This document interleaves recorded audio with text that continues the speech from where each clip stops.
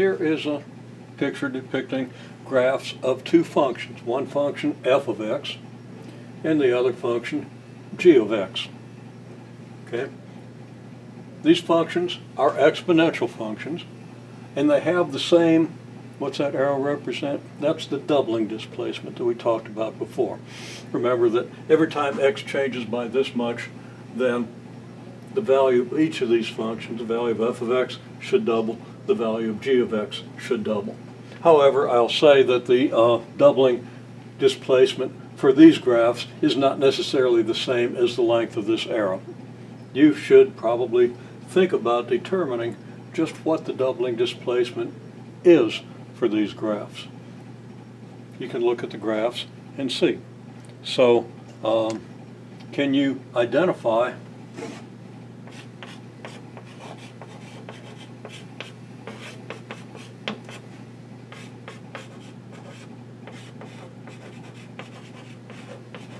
the common doubling displacement? That is, can you draw an arrow such that, excuse me, whenever x changes in the direction of that arrow by the length of that arrow, y doubles?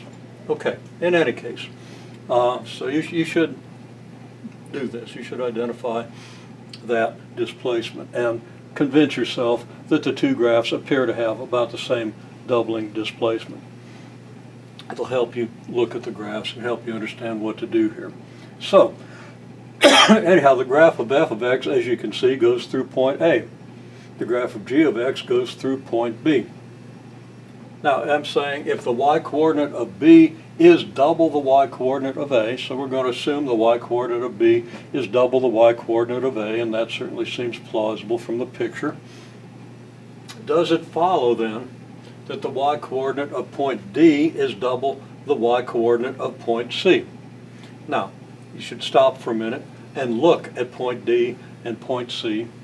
See if in the first place it even looks like that might be the case, and then in the second place, whether it looks like it ought to be or not, given the conditions of the problem, is there a way to show that it has to be so? That the or can you give a reason why it might not be so, despite the fact that maybe it hasn't been drawn completely accurately? Okay, so you should stop and think about this question. Okay, but now the question then is,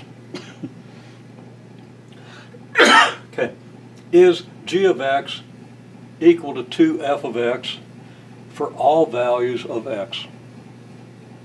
Okay, now this upside down A means for all. Okay, so the upside down AX means for all x, for all values of x. Can you conclude that for any value of x you might choose the value of f of x, which is, of course, the value of the y value of this point, is 1/2 of the value of g of x, or the value of g of x is double the value of f of x. It might look like it is. Here it might look like it is. I don't know, because it gets hard to draw these graphs accurately when they get really steep. So, can you determine whether that must be true or not based on the properties of the exponential function? Again, that's a pretty challenging question.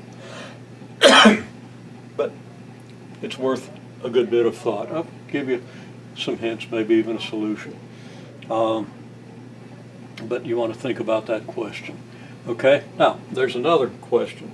I've got this point E here. Okay? Now, I've got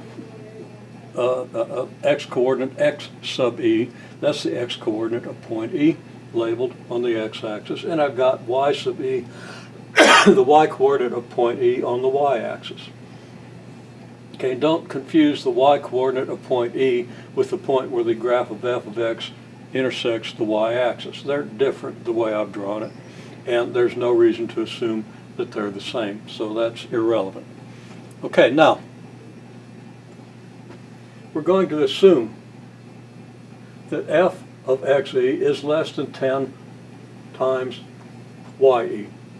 Okay, now you want to stop and think about what that means, because you can't understand the problem without understanding the meaning of that. So stop for a minute and see if you can comprehend what is meant by this, because that's a real stumbling block for almost anybody at this point in their education.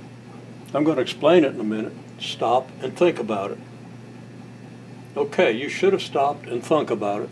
If you didn't, well, you didn't. Yeah, but you should have. Okay, so this just means what? That if I, what is f of xe? What would f of xe be?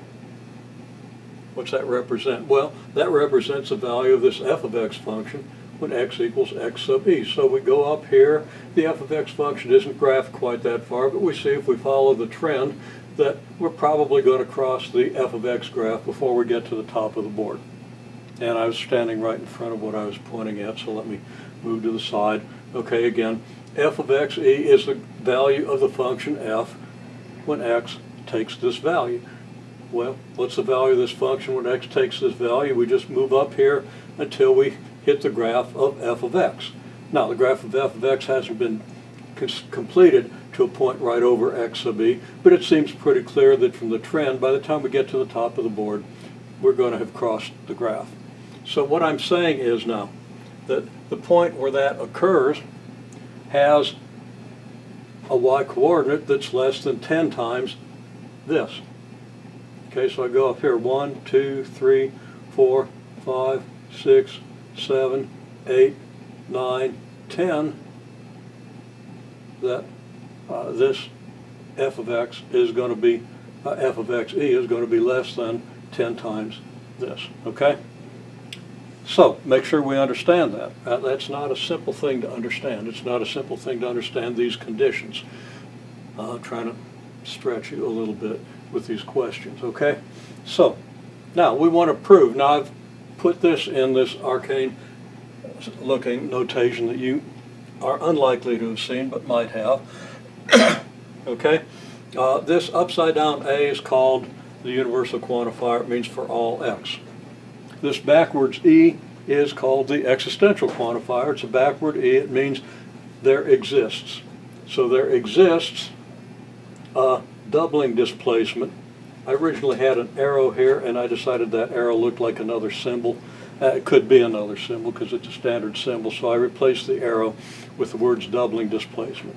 So there exists a doubling displacement, and then this vertical line means such that the graph of h of x intersects the graph of f of x. Now we'll digest that in a minute. I've rewritten that here. Prove that there exists, what? Prove that there exists. So starting right here is there exists a doubling displacement such that the graph of, and then the rest is just the same, the graph of h of x intersects the graph of f of x. And then we continue down here where h of x is an exponential function such that h of x sub e equals y sub e. Now what's it mean for h of x sub e to equal y sub e for some function h? Well, right here is the point x sub e, y sub e. It means that the graph of h goes through this point. Now, eventually, and you won't learn to do this right away, but you want to think about how this states exactly what I said, how this statement tells you that the graph of h of x goes through this point. Okay, now it can take months, even years, before you get really good at reading this notation and concise mathematical statements. So I'm telling you exactly what the statement says, but think about how this is worded and how this is more concise than most ways of stating what we're stating, which is simply that if f of x above this point is less than 10 times as high as this, then we should be able to prove that there's some doubling displacement, because there is a doubling displacement for the f of x graph. We should be able to prove that there's a doubling displacement such that if h of x is an exponential function with h of xe equal to ye, with that doubling displacement, then the graph of h of x has to cross the graph of f of x. It's a fairly sophisticated statement, fairly sophisticated idea. And I should probably add here,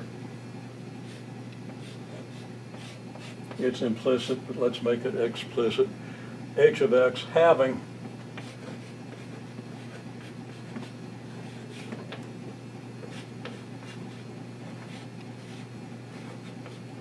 the said doubling displacement.